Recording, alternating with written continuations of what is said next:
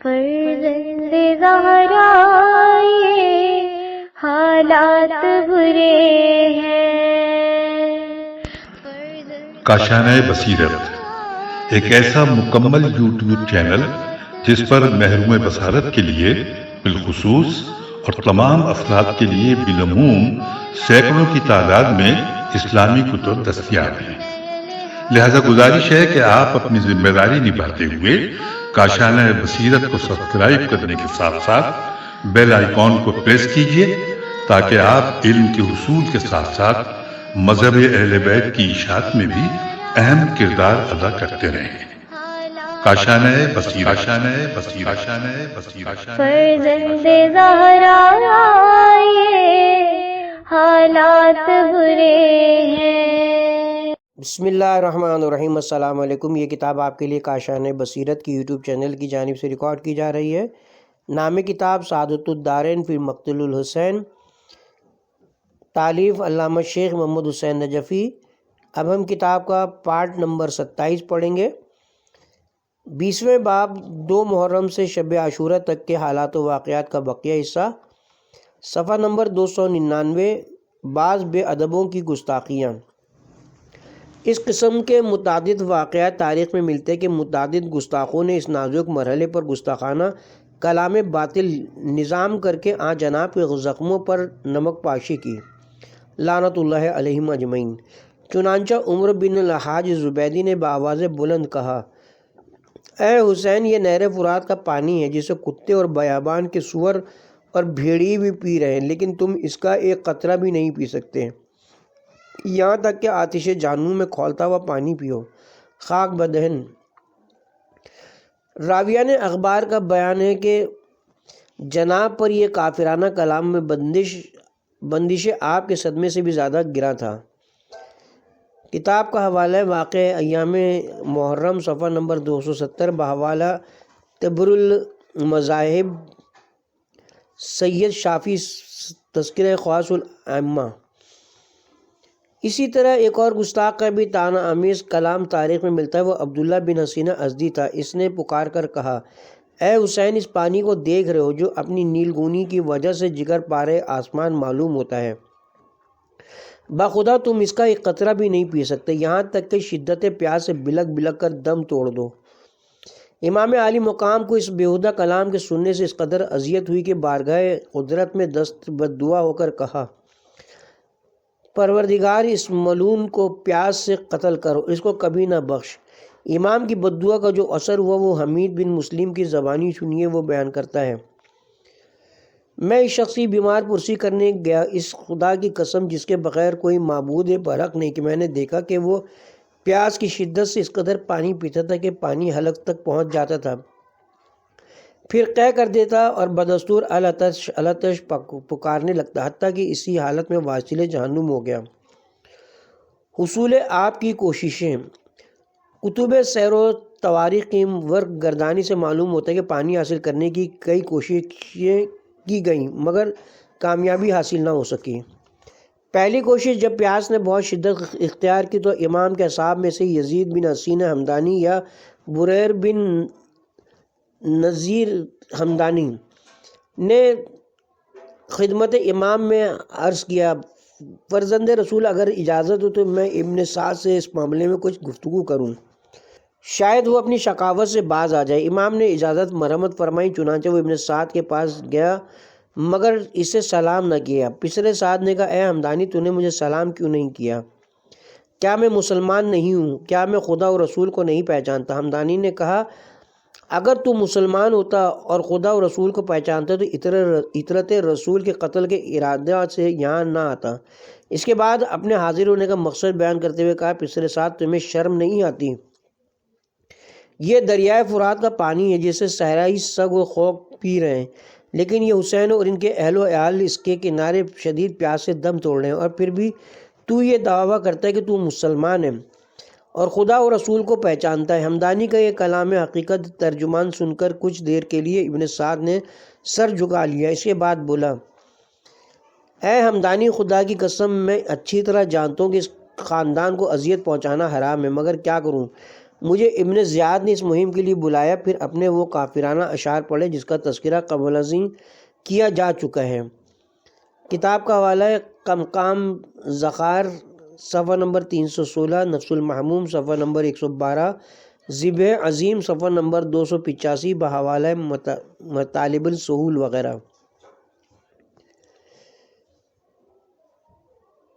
ناسخ میں اس شقی کا جواب بہیں الفاظ مروی ہے: اے ہمدانی، میرا نفس مجھے علاقۂ رے کے ترک کرنے کی اجازت نہیں دیتا۔ کتاب کا حوالہ ہے ناسخ التواریخ جلد نمبر 6 صفحہ نمبر 228۔ چنانچہ جناب بریر بن نیل مرام واپس آئے۔ دوسری کوشش خود جناب سید الشہداء نے قوم اشقیہ سے پرزور مطالبہ کیا۔ چنانچہ سید اجل سید ابن طاؤس لکھتے ہیں: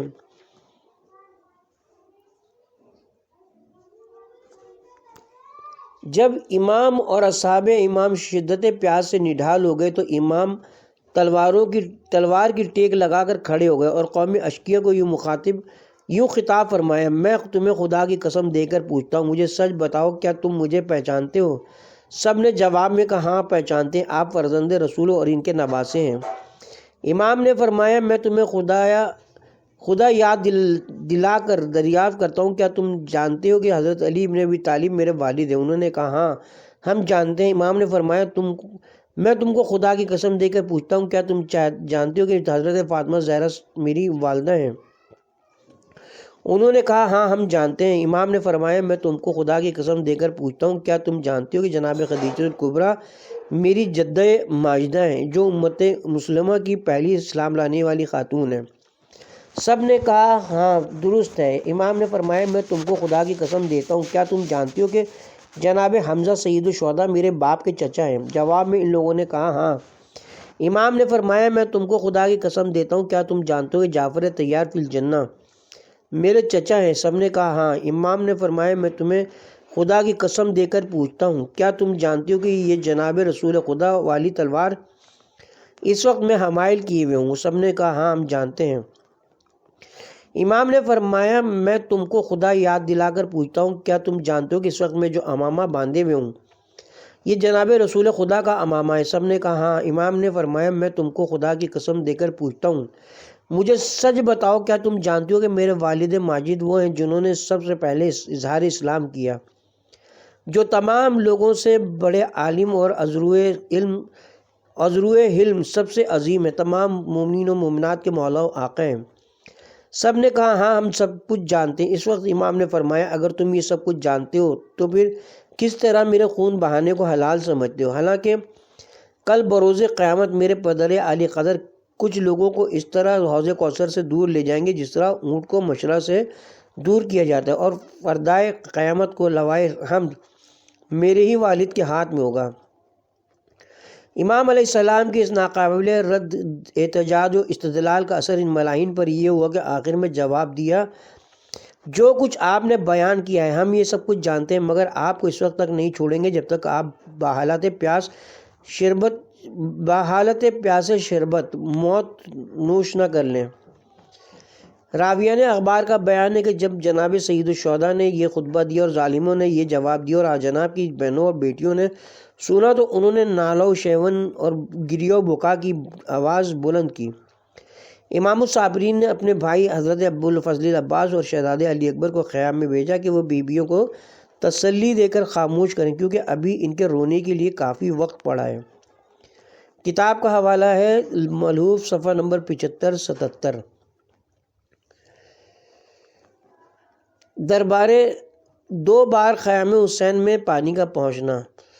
یہ حقیقت ناقابل انکار حد تک تاریخی شواہد سے ثابت ہے کہ بندش آپ کی اس پوری مدت میں 2 بار کچھ پانی خیام حسینی تک پہنچا ہے۔ ایک مرتبہ آن جناب نے باجازت امامت اس کی فراہمی کا انتظام کیا ہے، اور دوسری بار سقائے بنی ہاشم اور ان کے چند مخلص رفقائے کار کی جدوجہد سے اطفال اہل بیت کی نقل تمنا برابر ہوئی ہے۔ ان ہر 2 واقعات کی بقدر ضرورت تفصیل یہ ہے: نمبر 1، جب امام حسین علیہ السلام اور ان کے اعزاء و اصحاب پر شدت پیاس کا غلبہ ہوا تو اس وقت جناب نے ایک بیلچہ نکالا اور اپنے خیام سے بجانب قبلہ 19 قدم کے فاصلے پر بیلچے سے زمین کو تھوڑا سا کھودا۔ اچانک پانی کا سرد و شیریں چشمہ برآمد ہوا۔ آج جناب اور آپ کے سب ہمراہیوں نے پیا اور چند مشقیں بھی پر کی۔ اس کے بعد اس چشمے کا وہاں نام و نشان تک نہ رہا۔ کتاب کا حوالہ ہے حاشر بحر الانوار صفحہ نمبر 190، ناسخ التواریخ جلد نمبر 6 صفحہ نمبر 228، نفس المحموم صفحہ نمبر 116، مقتول الحسین صفحہ نمبر 221، کمقام ذخار صفحہ نمبر 314، متین علامہ کشوری جلد نمبر 1 صفحہ نمبر 303۔ اس واقعے کی نسبت صاحب مواعظ حسنہ صفحہ نمبر 210 طبع سیوم پر رقم طراز ہے۔ کیسا تعجب کا مقام ہے کہ سیراب کنندہ عالم، باعث نجات عالم، فرزند ساقی کوثر قطرہ آپ کو محتاج رہے اور دنیا سے پیاسے ہی جائے۔ ششم محرم الحرامی ہفتم کو جب نہر سے پانی کی قطن بندش ہو گئی تو حضرت نے خیمہ گاہ سے چند قدم کے فاصلے پر حکم دیا کہ یہاں زمین کھودی جائے۔ وہاں سے ایک چشمہ آب جاری ہوا، تقریباً 50 مشق پر کی، لیکن معلوم نہیں کہ 9ویں اور 10ویں کو وہ چشمہ آب کہاں گیا۔ جو بچے ایک ایک بوند کو ترستے تھے اور پانی نہ ملتا تھا، اس دن وہ چشمہ کیوں نہ ظاہر ہوا۔ کتاب کا حوالہ ہے مواعظ حسنہ صفحہ نمبر 210، مولانا سید محمد سبطین صاحب مرحوم۔ تعجب ہے کہ جاسوسوں نے اس قدر مختصر واقعے کی اطلاع بھی ابن زیاد کو دے دی، چنانچہ اس نے یہ اطلاع ملنے پر اس مضمون کا ایک مکتوب عمر بن سعد کو لکھا۔ مجھے یہ اطلاع ملی ہے کہ حسین کنویں کھودتے ہیں اور خود بھی پانی پیتے ہیں اور اپنے اصحاب کو بھی پلاتے ہیں۔ دیکھو جب میرا یہ خط پہنچے تو ان کو حتی الامکان کنویں کھودنے سے بھی روک دو اور پوری کوشش کرو کہ وہ پانی کا ایک گھونٹ بھی نہ پی سکیں، جیسا کہ عثمان کے ساتھ کیا گیا تھا۔ کتاب کا حوالہ ہے بہار جلد نمبر 10 صفحہ نمبر 190، ناسخ جلد نمبر 6 صفحہ نمبر 228، کمقام صفحہ نمبر 14 وغیرہ۔ نمبر 2، جب پیاس نے بہت شدت اختیار کی اور حضرت امام حسین علیہ السلام نے اپنے اہل بیت اطہار و اصحاب اخیار کی نازک حالت دیکھی تو جناب ابو الفضل العباس کو 30 سوار و 20 پیادوں اور 20 مشقیں دے کر پانی لانے کے لیے روانہ کیا۔ نافع بن بلال بجلی آگے تھے۔ جب نافع نہر میں داخل ہوا تو عمر بن حجاج زبیدی نے آواز دی، تم کون ہو اور یہاں کیا کر رہے ہو؟ نافع نے اپنا نام و نسب بتاتے ہوئے کہا، تمہارا چچا زاد بھائی نافع ہوں، پانی لینے آئے ہوں۔ عمروں نے کہا، بڑی خوشی سے لے جا سکتے ہو۔ نافع نے کہا، نہیں باخدا، جب تک حسین اور ان کے اہل و عیال پیاسے ہیں میں ایک قطرہ بھی نہیں پی سکتا۔ اس اثنا میں عمروں نے دیکھ لیا کہ کئی آدمی مشکیزیں ہاتھ میں لیے پانی لینا چاہتے ہیں۔ اس نے نافع سے کہا، کہتے تو تم سچ ہو، مگر ہمیں اسی کام پر مامور کیا گیا ہے کہ خیام حسینی تک پانی کا ایک قطرہ نہ پہنچنے دیں۔ نافع نے اس کی بات کی کوئی پرواہ نہ کی اور پیادے کو حکم دیا کہ پانی میں داخل ہو کر مشقیں پر کر لیں۔ چنانچہ انہوں نے ایسا ہی کیا۔ اس وقت عمر بن حجاج نے اپنے فوجیوں کو حملہ کرنے کا حکم دیا۔ ادھر حسینی سپاہ نے بھی جوابی کارروائی کی، بالخصوص قمر بنی ہاشم جو اس وقت مختصر جماعت کی حفاظت کے لیے ہی ہمراہ گئے تھے، نے وہ شجاعت دکھائی کہ دشمنوں کو راہ فرار اختیار کرنے میں ہی سلامتی نظر آئی۔ اس کے باوجود ان کے کئی آدمی واصل جہنم ہوئے، مگر حسینی سپاہ کو کوئی غضن نہ پہنچا اور وہ پانی کے 20 مشکیزیں لے کر سلامتی کے ساتھ خیام میں پہنچ گئے۔ اسی وقت سے جناب ابو الفضل کا لقب سقا مشہور ہوا۔ کتاب کا حوالہ ہے بہار جلد نمبر 10 صفحہ نمبر 190، ناسخ جلد نمبر 6 صفحہ نمبر 228، کمقام صفحہ نمبر 312، نفس المحموم صفحہ نمبر 117، مقتول الحسین صفحہ نمبر 223، ذبح عظیم صفحہ نمبر 283 284۔ صاحب مواعظ حسنہ نے بھی صفحہ نمبر 267 طبع سیوم میں تفصیل کے ساتھ اس واقعے کا ذکر کیا ہے۔ لیکن ظاہر ہے کہ امام علی مقام کے اہل و عیال اور ان کے اعوان و انصار کے لیے جو شب عاشور تک کافی تعداد میں تھے، کل 20 مشقیں کہاں تک کافی ہو سکتی تھیں اور ان سے کہاں تک شدت پیاس میں کمی ہو سکتی تھی۔ یہی وجہ ہے کہ بائیں ہمارے مورخین متفق ہیں کہ خیام حسینی سے الاتش کی آوازیں بلند ہوتی تھی اور امام کے تمام اعزاء و انصار اور جناب سمیت قطرے آپ کے لیے ترس ترس کر شہید ہو گئے رضوان اللہ تعالیٰ اجمعین۔ 9 محرم کے واقعات۔ حضرت امام جعفر صادق علیہ السلام سے ایک حدیث مروی ہے جس میں آپ فرماتے ہیں 9 محرم کا دن وہ دن تھا جس میں امام حسین اور ان کے اصحاب کربلا کے اندر پوری طرح نرغہ آدھا میں گر گئے تھے۔ دوبارہ پڑھتے ہیں 9 محرم کا دن وہ دن تھا جس میں امام حسین اور ان کے اصحاب کربلا کے اندر پوری طرح نرغہ آدھا میں گر گئے تھے اور سپاہی شام جمع ہو گئی تھی، اور ابن مرجانہ عبید اللہ بن زیاد اور عمر بن سعد اپنی کثرت سپاہ کی وجہ سے خوش و خرم تھے اور امام حسین اور ان کے اصحاب کو کمزور سمجھ رہے تھے، اور ان کو یقین ہو گیا تھا کہ اب امام حسین کا کہیں سے کوئی ناصر و مددگار نہیں آئے گا اور نہ ہی اہل عراق ان کی امداد کریں گے۔ میرا باپ قربان ہو جائے اس کمزور مسافر پر۔ کتاب کا حوالہ ہے نفس المحموم صفحہ نمبر 120۔ چنانچہ کثرت سپاہ کے گھمنڈ اور مادی طاقت و قوت کے نشے سے سرشار ہو کر عمر بن سعد نے 9 محرم کو عصر کے بعد یہ کہہ کر کہ اے خدا کے سوار ہو جاؤ اور تم کو جنت کی بشارت ہو۔ کتاب نفس المحموم صفحہ نمبر 120۔ خیام حسینی کی طرف بڑھنا شروع کر دیا۔ اس وقت امام حسین علیہ السلام دروازے خیام کے سامنے قبضہ تلوار کا سہارا لیے گھٹنوں پر سر رکھ کر بیٹھے ہوئے تھے کہ اسی حالت میں آنکھ لگ گئی جب جناب شریکۃ الحسین زینب عالیہ نے ہتھیاروں کی جھنکار، گھوڑوں کے ٹاپوں کی آواز اور فوجوں کا شور و شغب سنا تو اپنے بھائی سید الشہداء کے قریب آ کر کہا آپ یہ آوازیں نہیں سن رہے ہیں جو قریب ہیں؟ امام علی مقام نے سر بلند کیا اور فرمایا میں نے جناب رسول خدا کو خواب میں دیکھا کہ وہ مجھ سے فرما رہے ہیں تم عنقریب ہماری طرف آ رہے ہو۔ سید بن طاؤس کی روایت کے الفاظ یہ ہیں، امام نے فرمایا بہن میں نے ابھی بھی اپنے جد نامدار پدر بزرگوار مادر گرامی وقار اور برادر عالی مقدار کو خواب میں دیکھا ہے جو مجھ سے فرما رہے تھے کہ اے حسین تم شام کو ہماری طرف آ رہے ہو، اور بعض روایات کی بیان پر یوں فرمایا تم کل ہماری طرف آ رہے ہو۔ کتاب کا حوالہ ہے ملحوف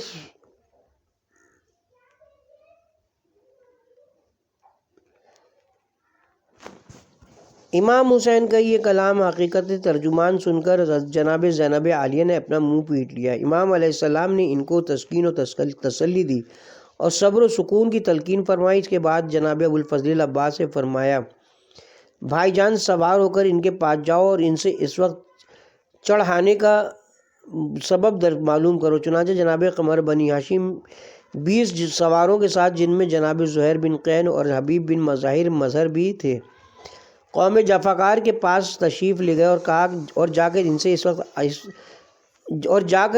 اس وقت اس طرح آنے کا سبب پوچھا۔ انہوں نے جواب دیا کہ حاکم ابن زیاد بدنیات کا حکم نامہ آیا ہے کہ ہم تمہیں ان کے حکم کے آگے سر تسلیم خم کرنے کو کہیں، بس اگر آپ منظور کر لیں تو فبیہا ورنہ فوراً آپ سے فیصلہ کن جنگ کریں۔ جناب عباس نے فرمایا ٹھہرو میں جا کر سب صورتحال امام کے گوش گزار کرتا ہوں۔ انہوں نے کہا ہاں ضرور جائیں اور ان کو تازہ صورتحال سے آگاہ کریں اور پھر جو کچھ فرمائیں اس کی ہمیں بھی اطلاع دیں۔ چنانچہ جناب عباس نے خدمت امام میں حاضر ہو کر حقیقت حال گوش گزار کی اور ان کی آمد و رفت تک جناب حبیب اور جناب زہیر اشقیہ سے مخاطبہ فرماتے رہے اور ان کو قتل امام سے باز رکھنے کے لیے واضح پابند کرتے رہے۔ اسی گفتگو کے ضمن میں یہ بھی مذکور ہے کہ جب جناب زہیر ان کو واضح و نصیحت کر رہے تھے تو عزرہ بن قیس نے ان سے کہا اے زہیر ہم تو تمہیں اس خاندان کا شیعہ نہیں سمجھتے تھے بلکہ تم عثمانی تھے۔ جناب زہیر نے جواب دیا کیا میرے یہاں کھڑے ہونے سے تم یہ نہیں سمجھ سکتے کہ میں انہی کے شیعوں میں سے ہوں؟ کتاب کا حوالہ ہے تاریخ طبری جلد نمبر 6 صفحہ نمبر 237، نفس المحموم صفحہ نمبر 121۔ اس سوال و جواب میں انصار امام اور ان کے مخالفین کے مذہب پر خاصی روشنی پڑتی ہے۔ بہرکیف امام علیہ السلام نے شہزادے سے فرمایا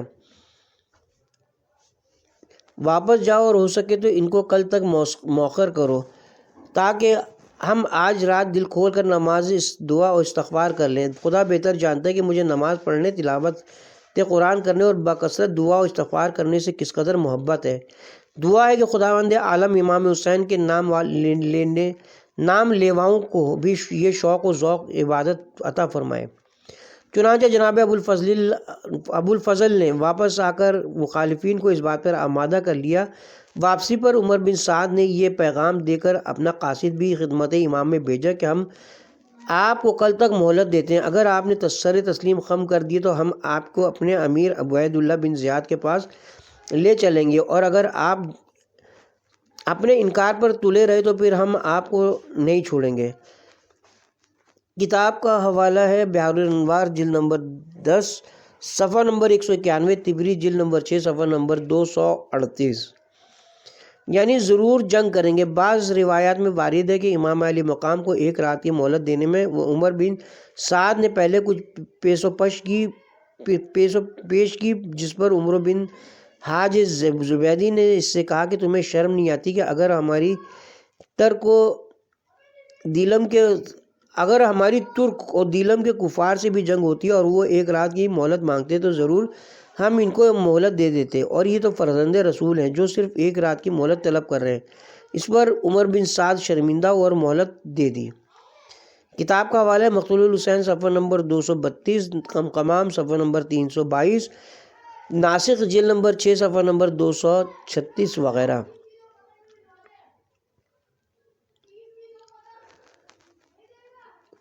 شب عاشورہ کے واقعات۔ شب عاشورہ اہل بیت رسول کے لیے سخت ترین راتوں میں سے ایک رات تھی جو مختلف شدائد و مصائب سے گھری ہوئی تھی۔ شدید خطروں کا الارم بج رہا تھا، ظاہری اسباب حیات منقطع ہو چکے تھے، مقدورات کو اپنے شوہروں، بھائیوں، بیٹوں اور عزیزوں کی موت کا یقین ہو چکا تھا، اور آنے والے مہن و علام کا نقشہ آنکھوں کے سامنے تھا، اس لیے ان کا قلق و اضطراب ایک فطری امر تھا۔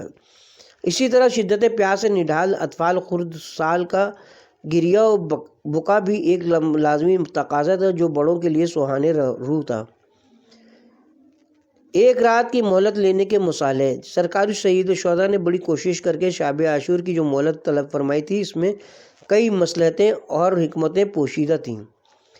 پہلی مصلحت، سب سے بڑی مصلحت تو وہی تھی جس کا خود جناب نے اظہار کر دیا تھا کہ دل کھول کر پروردگار عالم کی عبادت کر سکیں اور بکثرت دعا و استغفار کریں۔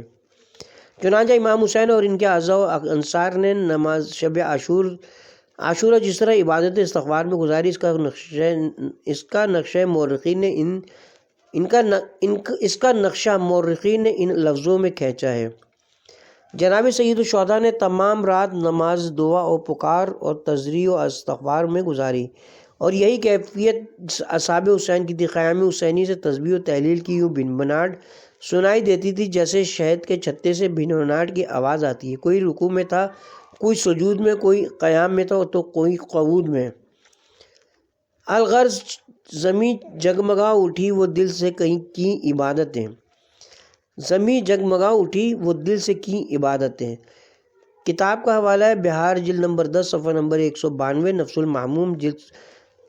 المحموم صفحہ نمبر 124، طبری جلد نمبر 6 صفحہ نمبر 240، کامل جلد نمبر 3 صفحہ نمبر 288۔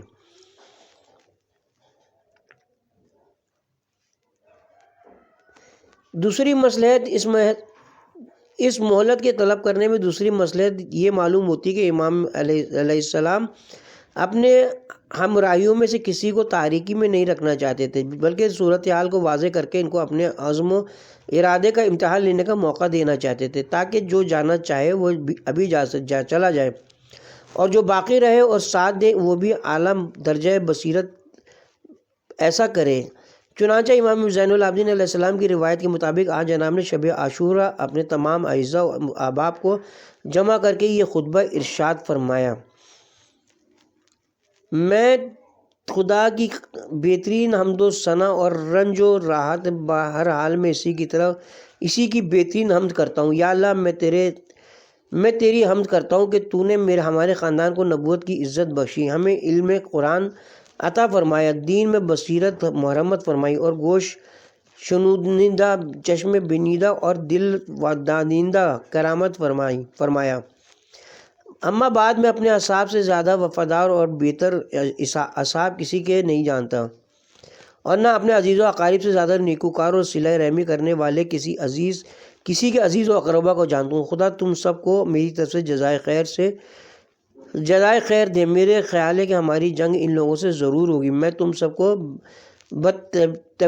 بطیب خاطر اجازت دیتا ہوں اور تم سے بیعت کا بوجھ اٹھائے لیتا ہوں۔ رات تاریک ہے، اسے سواری بنا کر جہاں جی چاہے چلے جاؤ۔ نہ صرف خود جاؤ بلکہ تم میں سے ہر ایک شخص میرے عزیز و اقارب میں سے ایک ایک شخص کا ہاتھ بھی پکڑ کر ہمراہ لیتا جائے، کیونکہ ان لوگوں کو صرف میری طلب ہے۔ جب مجھے پا لیں گے اور شہید کر دیں گے تو پھر کسی اور سے کوئی سروکار نہیں رکھیں گے۔ کتاب کا حوالہ ہے ارشاد صفحہ نمبر 251، حاشر بحار الانوار صفحہ نمبر 191، نفس المحموم صفحہ نمبر 121، مقتول الحسین صفحہ نمبر 234، طبری جلد نمبر 6 صفحہ نمبر 238، کامل جلد نمبر 3 صفحہ نمبر 285۔ بعض آثار غیر معتبرہ سے ظاہر ہوتا ہے کہ امام علیہ السلام کے اس اعلان کے بعد کئی کمزور ارادہ و ایمان والے لوگ امام کا ساتھ چھوڑ کر چلے گئے اور صرف آپ کے قرابت دار اور مخلص اصحاب یا حبدار باقی رہ گئے۔ کتاب کا حوالہ ہے ارشاد صفحہ نمبر 251، حاشر بحار الانوار صفحہ نمبر 191، نفس المعموم صفحہ نمبر 121، مقتول الحسین صفحہ نمبر 234، طبری جلد نمبر 6 صفحہ نمبر 238، کامل جلد نمبر 3 صفحہ نمبر 285۔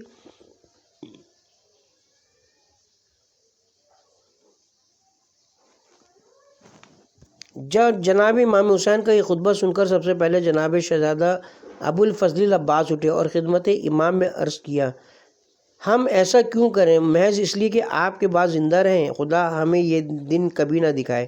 ان کے بعد جناب کے دوسرے بھائیوں، بیٹوں، بھتیجوں اور بھانجیوں نے بھی متفق اللفظ ہو کر ایسے ہی ایمان افروز جواب دیا۔ اس کے بعد امام علی مقام نے اولاد عقیل کو بالخصوص خطاب کر کے فرمایا، اے اولاد عقیل، تمہارے لیے شہادت مسلم کافی ہے، میں تمہیں اجازت دیتا ہوں، تم چلے جاؤ۔ انہوں نے جو جواب باثواب دی، اس کا خلاصہ یہ تھا، باخدا ہم ایسا ہرگز نہیں کر سکتے، بلکہ ہم اپنی جانیں، اپنے مال اور اپنے اہل و عیال سب آپ پر قربان کریں گے اور آپ کے ہمراہ ہو کر جنگ کریں گے، تاکہ جو انجام آپ کا ہو وہی ہمارا ہو۔ برا کرے خدا اس زندگانی دنیا کا جو آپ کے بعد ہو۔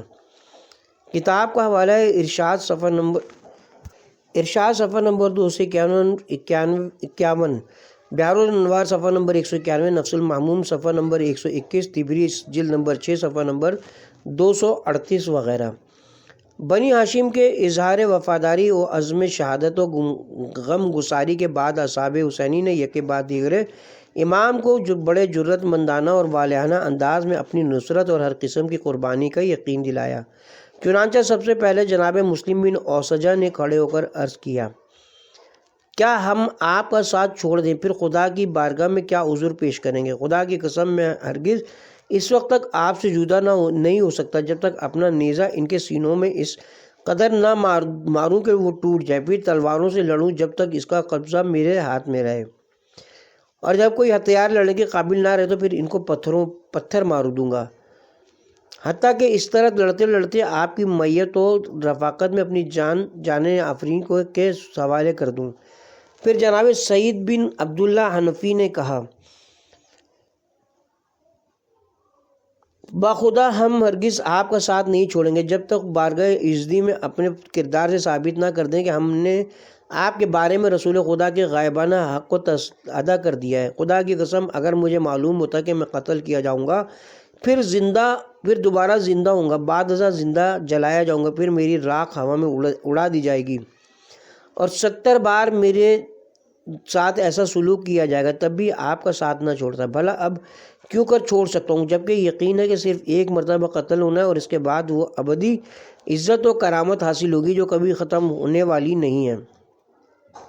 ان کے بعد جناب زہیر بن قین نے کہا خدا کی قسم میں اس بات کو درست رکھتا ہوں کہ میں قتل کیا جاؤں پھر زندہ کیا جاؤں حتیٰ کہ 1000 بار میرے ساتھ یہی سلوک کیا جائے، اور اگر خداوند عالم میرے اس قتل و قتال کی وجہ سے آپ کی جانیں عزیز اور آپ کے عزیز نوجوانوں کی عزیز جانیں بچا لیں۔ بعد ازاں دوسرے اصحاب نے انہی کے ساتھ ملتے جلتے الفاظ میں اپنی اپنی ہمدردیوں اور جانثاریوں کا اظہار کیا۔ امام علی مقام نے اپنے تمام اصحاب و اعوان کو جزائے خیر کی دعا دی اور اندر خیام میں تشریف لے گئے۔ کتاب کا حوالہ ہے ارشاد صفحہ نمبر 252، طبری جلد نمبر 4 صفحہ نمبر 239، عاشر بہار صفحہ نمبر 192، نفس المحموم صفحہ نمبر 122، کامل جلد نمبر 3 صفحہ نمبر 254۔